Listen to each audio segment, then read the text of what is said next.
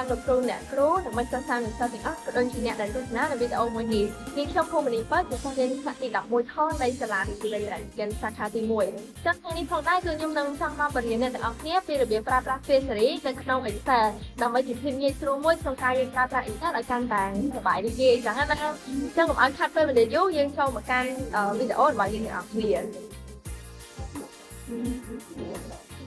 មកសិស្សអ្នកទាំងអស់គ្នាចង់ប្រើប្រាស់នៅ Face Series យើងឧបមាថាយើងចង់ដាក់ពីលេខ1នេះទៅដល់លេខ100អញ្ចឹងអ្នកទាំងអស់គ្នាបើចាំអង្គុយវាយលេខ1ដល់លេខ100ឯងវាខាងនៅយូរខាងមែនតើអញ្ចឹងគ្រាន់តែអ្នកវាវាយលេខ1ហើយចុចចាំអាជ្រុងនេះហើយអ្នកទាំងអស់គ្នាចុច Control ហើយជាញមកគឺដល់លេខដែលអ្នកទាំងអស់គ្នាចង់បានយកមកហើយឧបមាថាមួយទៀតយើងសរសេរពីថងពាន់យើងចង់ដាក់ឲ្យដល់ថងប្រហែលអ្នកគ្នាចង់បានចឹងទៅអញ្ចឹងយើងគ្រាន់តែចុចខាង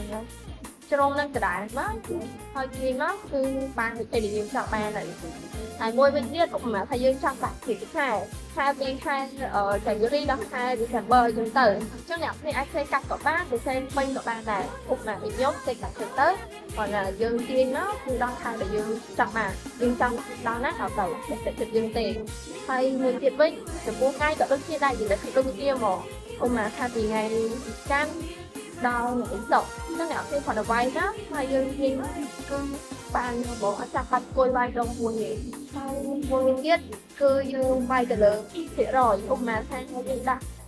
2%បានទៅចឹងយើងចង់ដាក់ដល់ប្រហែល%ដាក់ទៅយើងគ្រាន់តែទាញយើងគ្រាន់តែចុចអាហ្នឹងមកហើយយើងចុច Control ទាញមកគឺបាននេះចិត្តយើងហើយខ្ញុំចង់នឹងដាក់ទៅមួយទៀតបើសិនជាអ្នកអត់គ្នាចង់ប្រើជាមួយនឹង Fit ឧបមាថា2 4 6ចង់ចោលដាក់លេខ2ហើយកន្លែងនេះយើងចង់ឲ្យយើងដាក់4មកហើយយើងសម្រេចថា2ហ្នឹងគាត់ចុចថាត្រៃហ្នឹងមកគឺបានដូចយើងចិត្តយើងចង់ហ្មងយើងអត់ចង់បែកទៅប្រហែលវាយម្ដងមួយខ្ញុំទៅខំធ្វើអីសម័យហ្នឹងហើយអញ្ចឹងយើងដាក់តាមហ្នឹងមកអូខេអញ្ចឹងឥឡូវចំពោះការចែករំលែកបរិញ្ញាពីFace Seriesនៅក្នុង Excel របស់ខ្ញុំក៏ត្រូវបានគេចូលមកកាន់ទីបញ្ចប់ដែរខ្ញុំសូមអរគុណដល់អ្នកទស្សនាទាំងអស់ដែលបានចំណាយពេលវេលាមើលវីដេអូមួយនេះហើយខ្ញុំក៏សង្ឃឹមថាអ្នកទាំងអស់គ្នានឹងចេះប្រើប្រាស់Face Seriesឲ្យកាន់តែល្អប្រសើរក៏ដូចជាងាយស្រួលក្នុងការប្រើប្រាស់ Excel ផងដែរសូមអរគុណ